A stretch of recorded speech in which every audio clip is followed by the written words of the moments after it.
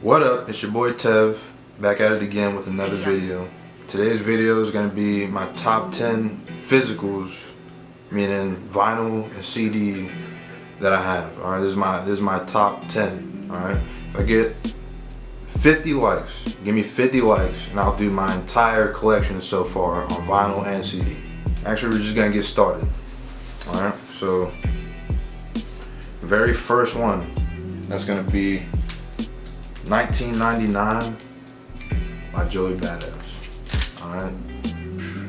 This one right here, classic. Classic. Came out in 2012. This guy was 17 when he made this. 17. I honestly don't see how this guy is not getting talked about as one of the top tier lyricists in the game. When you're talking about like Kendrick and, you know, people like that. Or J. Cole. Like, I don't see how he's not in the conversation of top 3 lyricists within 2020. Like, that's just crazy to me. When Kendrick came out with his Control verse, he came up with Illuminati Part 2 and nobody was talking about it. Like, this man destroyed Kendrick. If you haven't heard Illuminati Part 2, you need to go and listen to that shit. Alright, because he killed Kendrick and nobody was talking about it. Like, nobody. When you listen to Survival Taxes, when you throw the clip in, and throw slipping, the blood dripping, and catch you slipping under the victim to know what's hit them. Like, this dude was 17 making that. Crazy. Crazy. On to number 9. YGTut, Preacher's Son.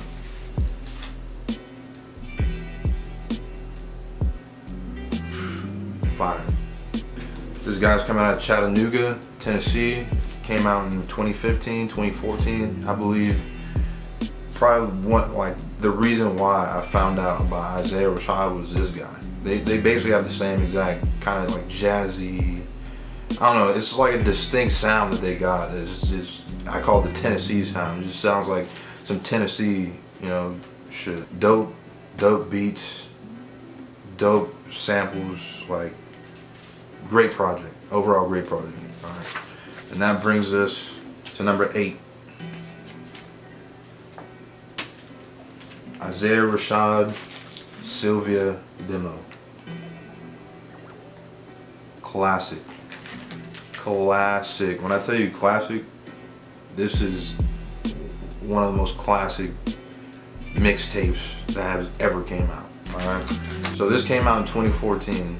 It's basically like one of my rarest vinyls. I don't even think that they made this in vinyl. I don't even think it's an official vinyl, but I mean, you can't even find this anywhere. Just like I said with YGTut, they have that distinct jazzy, you know, it's a good sound.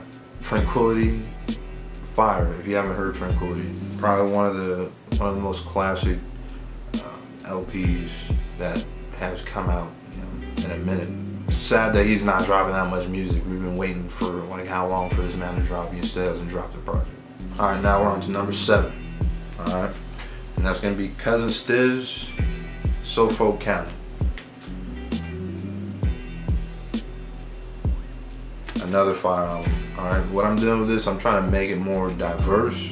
Alright, because if I really could, I'd put all my Griselda projects over. Because, goodness gracious, they're killing the damn game. This basically came out in 2017. Cousin Stizz coming out of Boston.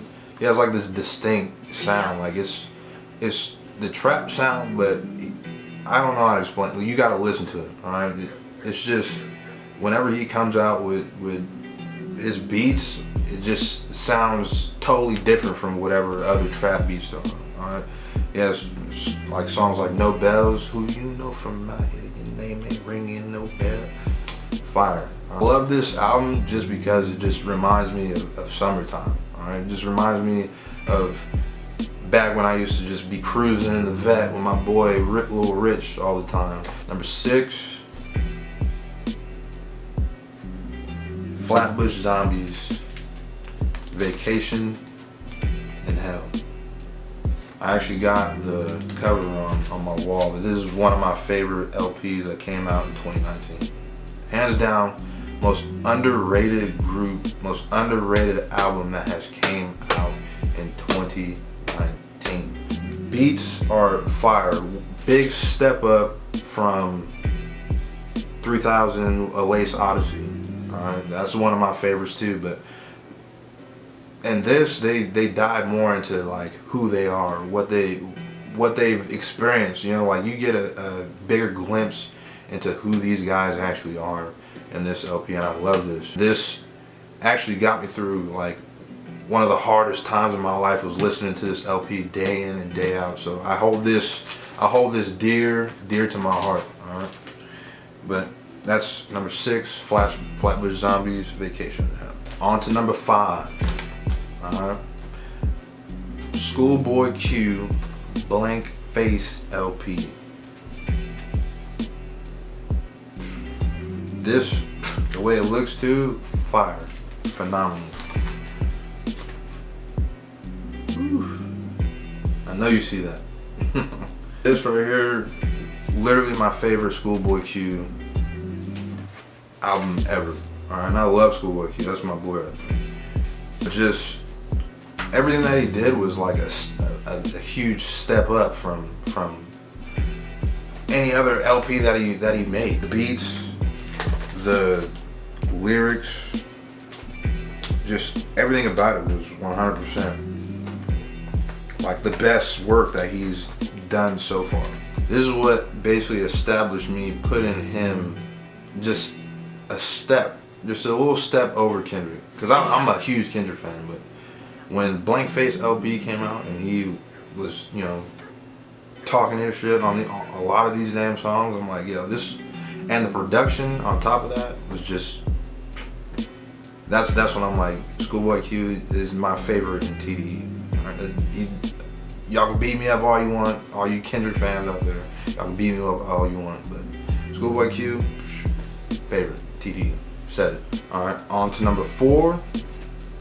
You know how to put that Cali fire up in here with King Nip, Victory Lap. Fire. Literally everybody was waiting so long for this to come out, and it was crazy as hell as soon as it dropped. Dude, my favorite Nipsey Hussle LP that came out. I wish I could actually have more of his stuff on vinyl, but you literally can't find it nowhere because everybody bought it. Yeah. Number 3, we got Conway The Machine, Black Tape.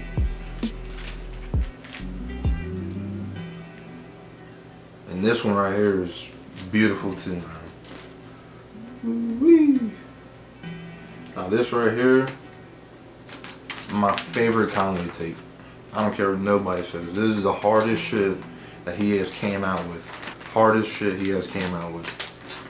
The beats, gritty, grimy, just the shit that he just talking mad shit. He's just talking all his shit on here, braggadocious as hell, man. Like songs like Puzo, Alpaca. That's super grimy, super gritty, just beats that are just make you want to just go outside and just start beating motherfuckers up just for no reason. Like if I want to go to the gym or I'm listening to some music, man, to pump myself up, like I'm putting on this tape and I'm going outside and I'm acting hella crazy. That's all I'm doing. That's how much I love this damn tape. But yeah, this is a overall good tape, one of my favorites, man. Like, it just goes the fuck off. Alright, now getting to my top 2. Now these, it's neck and neck, man, because they're both classic. At number 2, we got Benny the Butcher, Tana Talk 3. And I can tell you right now, this is the album of 2018, if not album of the decade. Songs like Rubber Bands and Wait, fire. Like he goes so hard, goes in on all these songs here. Good Night, Langfield, 97 Hove, just all that's fire. And then on top of that, he was saying basically like, I'm tired of everybody talking about all I do is talk about the drug talk. You know what? I'm gonna make a whole album about all the plugs I made. And he really did it. Like that's what's so fire about all this. And then he finds ways to basically say things that are kind of the same but in a different, like he just the wordplay and everything that he does is just fucking crazy. Now, number 1 is what started it all. This is why it had to be number 1.